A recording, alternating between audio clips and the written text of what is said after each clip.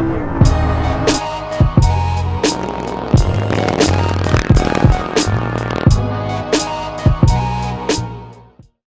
Hello everyone, welcome to XSP Green Monster channel. For anyone who is a new subscriber, thank you for subscribing and I hope you enjoy the content. For anyone who's just visiting my channel, my name is Riley. I do content on car audio stuff, on truck and car installations, parts, and just kind of tips and tricks for car audio, and basically anything that I do that involves my vehicle. In this video, I'm going to be talking about large systems and what happens when you get to a certain point and you jump up to a large system. And I'm going to kind of define that a little bit more. First off, I just want to say that I know this is going up after 4 days of not posting instead of my usual 2 or 3. And that's because I've been waiting to try and do a tint installation on the truck or install my FCK light bars. But in typical northern Idaho weather, it has decided to snow again. And rain. It's actually predicted to rain for the next 8-ish days off and on. So given that the weather isn't cooperating, I don't want to try and tint while it's raining. That's just not a good idea. And I don't want to be on the ground and trying to install these reverse lights on while it's raining. And I also don't want to get the camera wet. So I am resorting back to just doing some tips and tricks videos and talking about car audio. So I'm not sure how many of you like this format style of my videos or not. I know that I like being out working on my car, but I can understand how that might get old. So going back to what I initially started with here, we're gonna go and I'm going to talk about bigger car audio systems. So my system, for anyone who doesn't know, is 2 DC level 5 18s on a CT Sounds Team 7K that I clamped around 8400 watts. I have 6 excess batteries in total in the vehicle. I have probably a couple hundred feet of sky-high 1/0 cable in the vehicle, and I have 2 CT Sounds 125.4 Ds on the mids and highs with 14 mids and highs on the front stage. And to begin the video, I kind of want to talk about what classifies a large system. I don't want to go off of the SPL and the people who are, I'm gonna say, more into car audio, I guess deeper into this addiction that consumes most of us. But this is gonna be more for the people who are getting into car audio. So not the 10,000 watt systems, not the 60,000 watt systems, not the like 418s and walls and none of that. This is not gonna be directed towards those kind of people. It's gonna be towards a person who right now maybe has a 500 watt sub on a 200 to 1000 watt amplifier and is looking to upgrade to maybe a bigger subwoofer. It's like 2000 to 5000-ish watts. Is looking to get into these larger power hungry subwoofers and amplifiers that are larger than, I'm going to say, 2000 watts is what I'm going to say for this video. So I'm classifying this large system as 2000 watts or more, which for a lot of people I feel like having 2000 watts or more in a car audio system is actually a pretty big system. So that's kind of why I'm going on that, because I feel for the average person, a 2000 watt audio system is going to be a lot of time and a lot of money into an audio system, especially if they're not competing or aren't in the car audio scene or community quite as much as some of the bigger players are. So this is directed towards you guys. If you feel like you fall in this category where you're kind of starting off and you have an amplifier or a subwoofer that's not that big, but you're looking to get into something a little bit bigger, like 2000 watts plus for the system, then this is going to be a video for you, or just a little bit under that too. And I want to make this video because I feel like a lot of people, when they get into car audio, including myself, I don't want to make it sound like any of the people who have bigger systems haven't been in this place, because we all started somewhere. No one that has a big system like a wall bought a walled vehicle and that was their first car audio system. We all started somewhere, and we all started with some small system that got us hooked on this.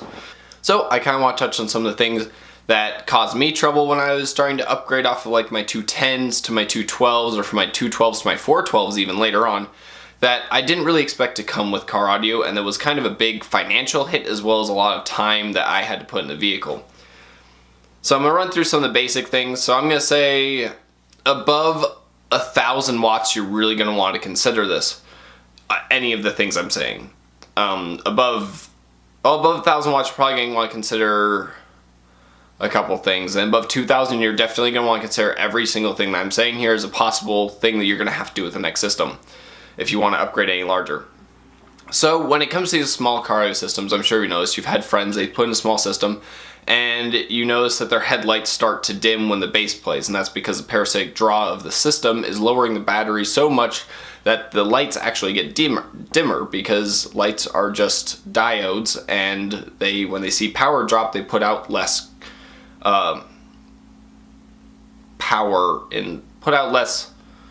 less brightness. I'm not sure how to say that properly, but they are less bright when there is less current and voltage traveling through the diode or light bulb.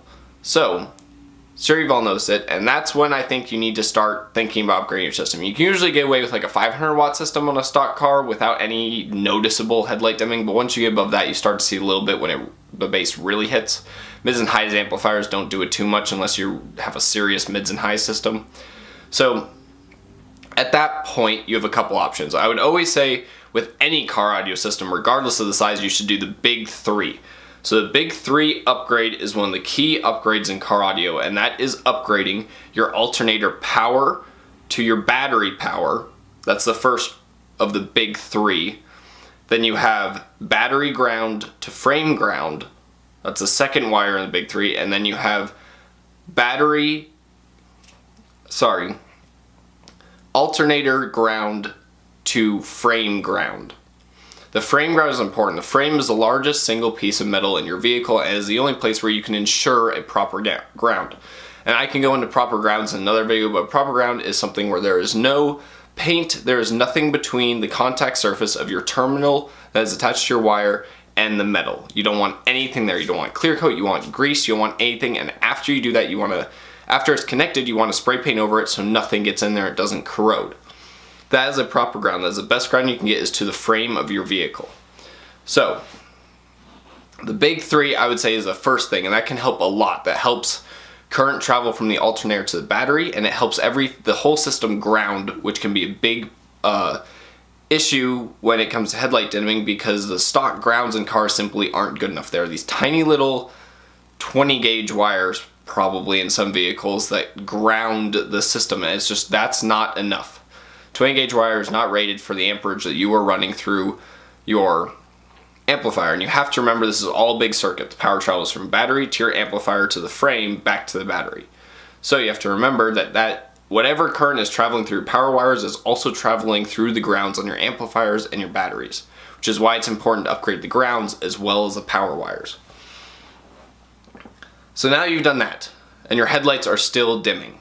Whether it's 1500 watts, 2000 watts, whatever. You've done the big three, your headlights are still dimming. I'd say there's kind of two ways you can go here. I've heard arguments for either side, and that is either upgrade the battery or upgrade the alternator. There's arguments that the battery is what holds the reserve, so you want to upgrade your reserve of power because it'll take longer to deplete the reserve, which gives the alternator time to recharge it when the bass isn't playing. The second choice that I've also heard a good argument for is the alternator, and it is if the alternator, obviously it's drawing current, the alternator supplies the current. So if your alternator can supply as much current as your amplifier is drawing, there's no need for the battery because the alternator is simply providing all the current that your amplifier is taking. Both of these options are good routes to go, and they will both help to solve the problem. They should actually completely solve your problem. Now, whichever way you choose to go, I'm going to give you a couple of my personal opinions on alternators. So, with alternators, I have always worked with Mike Singer, who runs Singer Alternators. I think he produces amazing products. He offers a lot of great services, and his customer service is impeccable. Always impeccable. I mean, he really takes really good care of his customers. I know there are a lot of other companies that do that. MechMan is another good one. I've heard really good things about Apex alternators. I've heard good things about JS alternators. I've heard good things about... There's one more that I cannot remember. I know DC makes some alternators, but they're very expensive, but they are also good alternators. So yeah, for those alternators, you have plenty of different options. I personally prefer Singer. I think he's a great guy. If you could go and give him some support, that'd be great. He runs a great business.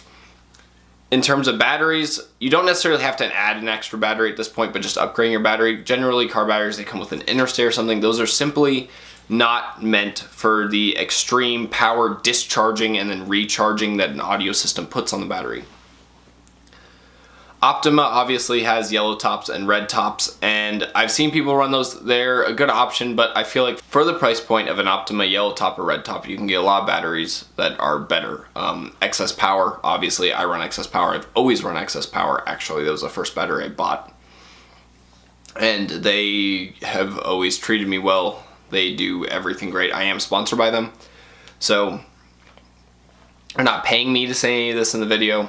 I just have a partial sponsor, which if you don't want to hear me talk about how I get sponsorships on my truck, then you can check that out there, and that'll be a video on all of the things on how to get sponsorships for your car audio vehicle. Excess Power Kinetic, I've heard, is really good. That's by Stinger? Not sure who Kinetic's by. Kinetic's really good, and this is for stock replacement, so I'm not going into lithium, which are generally secondary batteries. You don't want to put a lithium as your main starting battery. So I'm not getting into the whole lithium, adding lithium to your system here. Let's see, then you have Full Throttle. Full Throttle is another really good company. They're coming up in the world. They're sold at a lot of places as well. So now you have a new alternator, you have battery. Hopefully that should fix your headlight dimming problem. That actually really should fix if you're around 2,000 watts. But if you are still having headlight dimming problems, or you're noticing power losses in your thing, then you should look into getting a secondary battery, which Excess Power makes specific secondary batteries, so the XP series. Or you can add another starting battery like a D3400 or a D3100. You can look into adding lithiums. Lithiums are a good thing. They're extremely expensive, but they are a good addition. You can look into getting a second alternator or a third alternator, depending on what you have. And you can look into capacitor banks. I'd like to add in a quick note here on capacitors. Those little capacitors that you see, Rockford Fosgate 10 farad capacitor, the cheap ones are in plastics. They have the cheesy voltmeters on the front of the capacitors. Those are actually, once you get above a certain power level in your system, those start to become parasitic and they start to draw more than they're actually helping the system. For a small system, I get it, they help level out the voltage a little bit. They're really cheap and they do make a small difference. But once you start getting into a bigger system where you're really noticing headlight dim and you're over 2,000 watts, you definitely want to move away from capacitors unless you're doing a capacitor bank. Now, a capacitor bank is different than those capacitors that you buy. You'll see them on Excess Power. Maxwell makes capacitor banks. I believe JY Power makes capacitors. I'm not 100% sure on that, but I think they had capacitors. There's a few companies, but they're gonna come in these little, they look tiny, they look like little soda pop cans, and you connect them together, and they're only about 2.7 to 3.7 volts each, and you have to run banks of them to get up to the voltage that you need for your system. Now, those ones, because they're just a higher quality, actually work better than other capacitors, but you generally do need very large banks of them for them to work. A good person to look to who has a very large capacitor bank and uses it very well is the Black Nasty, I believe, is his Instagram, and I can't remember if that's the same as his YouTube or not, but he runs one of the largest capacitor banks I've ever seen in a car audio vehicle. And that is the way you could go, but I would not recommend going that way. I feel like going down the capacitor bank way, generally you want to understand your system a little bit more, and you want to have played with batteries and some alternators first to try and fix the problem before moving to capacitors. Running capacitors is kind of, I'm still trying to understand capacitors and the system and how they interact and when's the right time to use a capacitor, when's the wrong time to use a capacitor.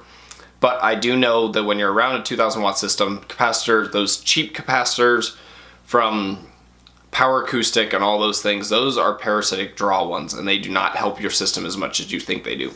So After this point, it basically just gets down to adding more alternators and more batteries until your voltage is stable. And a stable voltage is where probably it stays above 12.8 at full tilt. I'd call that a stable voltage.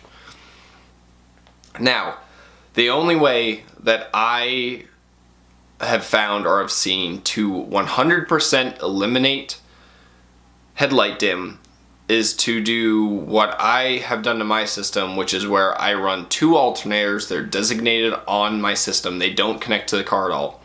And I have 1 alternator that's designated for my car. So that alternator sees none of the power draw of my audio system, so it never gets a headlight dim because it's only dealing with what the car is meant to deal with. And that will get rid of your headlight dim.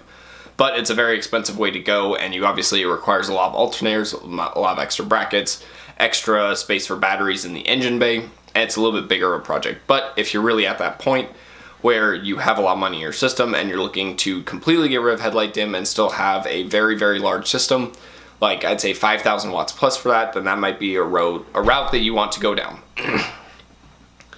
So now I'd like to briefly touch on the things that I think you should never do. I already talked about the capacitors. I don't think you should add capacitors unless you're looking at a larger bank of capacitors or like excess power super bank of capacitors. Just not the cheap ones that you find at Sonic Electronics and companies like that. Those cheap little ones that you find in stores become parasitic above a certain point. Parasitic meaning that they draw more than they're producing. The next thing is obviously going to be make sure your grounds are good. You don't want to have self-tappers on grounds. You don't want to have that. And you want to make sure that when you upgrade power runs, you also upgrade ground runs. That's going to be a big point here too. And then my last point here is just going to be that once you hit this point of going above 2,000 watts, you should understand that it starts to cost a lot of money. You're starting to look at alternators, batteries, lots of runs of power to the back, lots of runs of grounds, and bigger amplifiers obviously, bigger subwoofers require that, and all sorts of stuff. So just make sure that you understand what you're getting into before you get into these larger systems, because doing it right the first time saves you a lot of money. And I have experienced that firsthand. I'm sure a lot of other bass heads and people in this community can say the exact same thing, is that if you do it right the first time, you're going to save yourself a lot of money. If you just save up and you get the nicer equipment and you get the nicer wire and you get the nicer batteries, it's going to save you a lot of time and money in the future. So keep that in mind when you're upgrading your system. If you enjoyed the video, please give it a big thumbs up. Please subscribe if you haven't already, and please leave a comment down below of any questions you have about anything I just said or of any videos that you would like to see me make. See you on the next one.